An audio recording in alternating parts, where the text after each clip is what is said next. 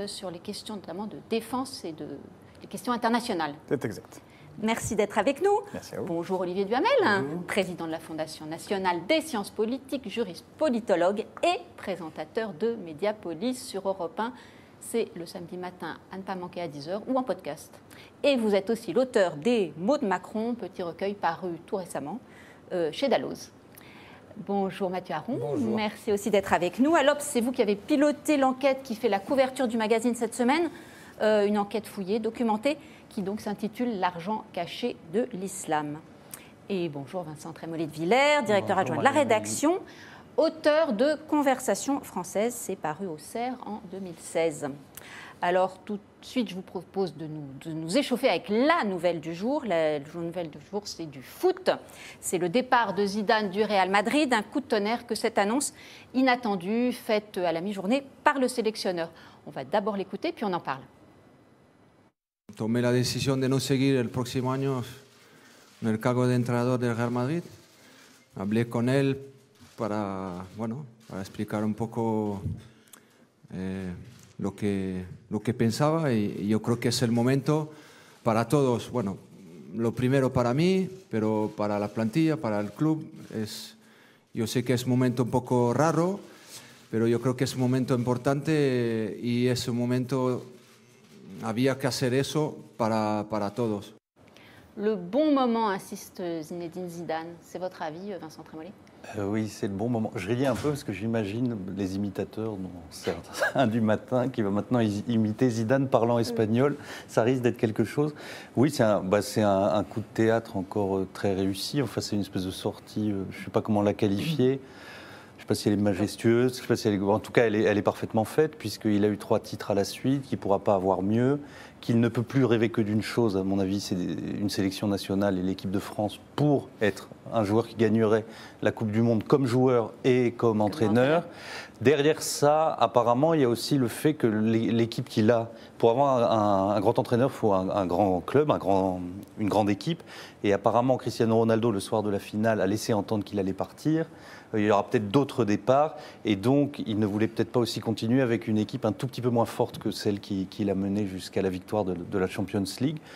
Donc, il est parti avec beaucoup d'allure, en tout cas. Beaucoup d'allure. Un autre avis, Giorgi ? Non, je suis plutôt d'accord. Il y a eu de grands succès et maintenant, peut-être que ce qui serait bien, c'est d'avoir Zidane comme sélectionneur de l'équipe de France et remporter une Coupe du Monde. Il a dit pas tout de suite. Enfin, pas tout de suite, mais bon, voilà, ce ne sera pas tout de suite. Il y viendra. En tout cas, ça permet de faire un clin d'œil aux amis lensois, puisque Raphaël Varane a été sorti de formation du RC Lens et c'est Zidane qui l'a repéré et qui lui a permis d'avoir cette carrière magistrale au Real Madrid. Donc voilà. Et quand il touche quelque chose, ça devient de l'or. Donc voilà. Impérial, donc Zinedine, Mathieu ? Ah oui, c'est l'empereur Zidane, meilleur joueur du monde à son époque, meilleur entraîneur de la meilleure équipe d'Europe, mais en réalité, on peut presque dire, en tout cas, une des meilleures équipes du monde. Après, il doit y avoir des raisons à ça. Parce que j'entends ces explications, c'est le moment, c'est pour l'équipe. On sait effectivement qu'il avait fait 2 saisons et demie absolument remarquables. On sait aussi qu'il n'avait pas fait de recrutement cette année. On sait qu'il y a un certain nombre de joueurs, parce que Ronaldo qui se dit qu'il s'en va, qui reste, mais c'est plus tout à fait le Ronaldo d'il y a 3 ou 4 ans non plus. Donc il était avec une équipe. Et puis après, qu'est-ce qu'il vise aujourd'hui ? Moi, c'est ça qui m'intéresse. Est-ce qu'il vise effectivement une équipe nationale, l'équipe de France, ou alors, j'en sais rien, je vous le dis, c'est pure supputation. Ou alors peut-être d'intégrer la fédération qui dirige le football en Europe. Il y a des élections très importantes au sein de la FIFA en juin prochain, en juin 2019 plus exactement, en juin 2019. Est-ce que c'est pas ça qui vise Zidane ? Est-ce que finalement il ne doit pas devenir aussi un des dirigeants du football en Europe ou dans le monde ? Voilà, j'en sais rien, mais ça doit signifier quand même quelque chose, ce départ. Si vous avez regardé la conférence de presse, il a dit aussi qu'il avait été touché par les critiques. Bon, je ne suis pas spécialiste, je me disais, mais un homme pareil qui avoue que les critiques l'ont. Alors c'est peut-être de la communication, mais ça fait partie aussi du personnage, cette côté humilité quand même, dire Quand j'ai reçu un SMS m'annonçant que vous chambouliez un sujet et que vous mettiez Zidane, je me suis dit, d'abord je n'avais pas l'information, donc j'ai été la regarder. Je me suis dit, qu'est-ce que tu peux dire ? Tu vas dire qu'il part au sommet de sa gloire, que c'est toujours le mieux de partir au sommet de sa gloire. Et puis j'ai été regarder ce que disaient les experts et tout, et ils disaient tous il part au sommet de sa gloire, et c'est mieux de partir au sommet de sa gloire. Puis je me suis dit, qu'est-ce qu'il peut vouloir faire, moi qui ne suis pas spécialiste, peut-être un jour la succession de Deschamps. Et puis j'ai vu que les experts disaient, ceux qui visent peut-être c'est la succession de Deschamps. Et puis j'ai rencontré un fan de Zidane, où je lui ai posé les mêmes questions, et il m'a répondu exactement la même chose. Et je me suis dit, vous êtes expert sans le savoir. Voilà, on est expert du foot sans le savoir. On devient expert du foot sans le savoir, parce qu'on dit la même chose que les experts et que les fans. Alors après, ce qu'il en adviendra, c'est une autre histoire. Juste un mot sur, parce que l'actualité foot, elle a été aussi hier celle des droits télé de la Ligue 1 et cette surprise aussi que finalement, par le biais d'un opérateur espagnol, c'est les Chinois à hauteur de, je ne sais plus de la majorité, 53% je crois. Ça vous inspire quel commentaire, Vincent ? C'est très curieux parce que le football prend des proportions peut-être délirantes, enfin je pense délirantes, notamment sur le plan financier. Il est de moins en moins simple d'accès dans sa fréquentation. Moi j'étais un passionné de football, j'y jouais beaucoup et je le regardais beaucoup. Là il y a trop d'argent, il y a trop de compétition, on en voit trop même à la télévision. Il faut se souvenir que quand on était jeune, quand il y avait un match, on avait la pression qui montait 2 jours avant, et puis on allumait TF1, et il y avait le match de football de la semaine, et c'était un peu le rayon de soleil de la semaine, quand on est un jeune passionné. Là, c'est devenu une industrie dont on dit que c'est une bulle spéculative qui pourrait exploser, mais ce qu'on vérifie quand même, c'est que les gens continuent à s'y intéresser. La meilleure preuve, c'est qu'on commence cette émission par l'annonce d'un entraîneur qui quitte son club. Bon, c'est un champion du monde français, mais en Espagne, c'est quand même pas un club français. Donc voilà, il y a ces proportions qui, moi, je trouve, sont délirantes et rendent ce sport, éloignent en fait ce sport des plus simples et des plus humbles, il me semble, mais qui reste quand même devant cette attraction fatale. En jetant un œil, ça se passera comme ça pour la Coupe du Monde. Je pense qu'on va dire avant, le foot c'était mieux avant, maintenant c'est pourri, il y a trop de fric, c'est des athlètes qui sont beaucoup plus gros. Et puis tout le monde regardera, et puis si la France est en quart de finale, on n'aura plus de sujet autre que celui-ci. Et il y a des gagnants et des perdants dans cette affaire quand même. Et il y a au moins une catégorie de gagnants, mais 2 catégories beaucoup plus importantes de perdants.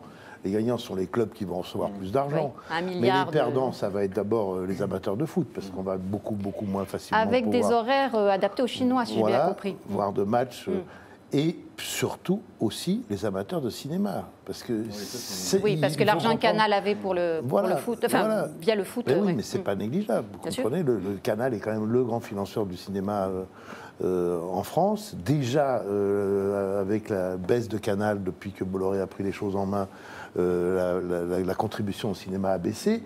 Si Canal+, comme on laisse entendre, peut perdre 1 voire 2 millions d'abonnés, eh ben, ça se répercutera inéluctablement sur le financement du cinéma français. C'est donc une très mauvaise nouvelle.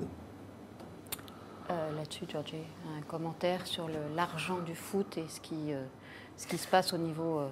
Non, mais il y a trop d'argent dans le foot et pas assez d'impôts. Il y a énormément de problèmes d'impôts dans les clubs espagnols qui ne payent pas les impôts qu'ils devraient à l'État. Il y a une libéralisation qui est catastrophique, ça a été dit par les autres intervenants, moins d'accès pour les simples citoyens et beaucoup plus d'argent pour les actionnaires dans ce domaine comme dans d'autres. Voilà, il serait bon de réguler un peu et d'avoir que l'argent soit moins maître des choses. Oui, il y a quelque chose que je n'ai pas très bien compris, c'est que ça devient très compliqué de regarder le foot, parce que si effectivement les matchs sont répartis dans des bouquets, j'ai cru comprendre qu'il y avait 8 ou 9 bouquets, je ne connaissais pas l'expression, mais 8 ou 9 bouquets, et si chaque chaîne a 1, 2, 3 bouquets, ça veut dire que pour regarder le foot, il faut être abonné à combien de chaînes, il faut être abonné à combien de bouquets. Donc ça veut dire que ça coûte très cher, mais qu'à l'arrivée, la personne qui aime le foot, elle va aussi devoir payer en abonnement très cher pour pouvoir regarder le foot. Donc effectivement, c'est un peu étrange. Ça peut faire une solution pour des malins qui pourraient faire une application partage foot et celui qui a le bon bouquet, le bon jour, le bon match, peut inviter les voisins et regarder ensemble. Mais ça peut être une solution maligne pour du covoiturage. Plutôt que chacun achète tous les bouquets. Voilà. Alors, à la question qu'on vous posait sur Twitter, Zinedine Zidane a-t-il raison de quitter le Real Madrid ? Eh bien, vous êtes 86% à nous répondre que oui, de votre point de vue, il a raison. On reparlera forcément de tout ça. On donne quand même quelques commentaires. Marie-Paul, que va-t-il faire maintenant ? On a tenté d'y répondre, mais on n'a pas vraiment de certitude sur ce plan. John Peter Leblanc, c'est une bonne décision.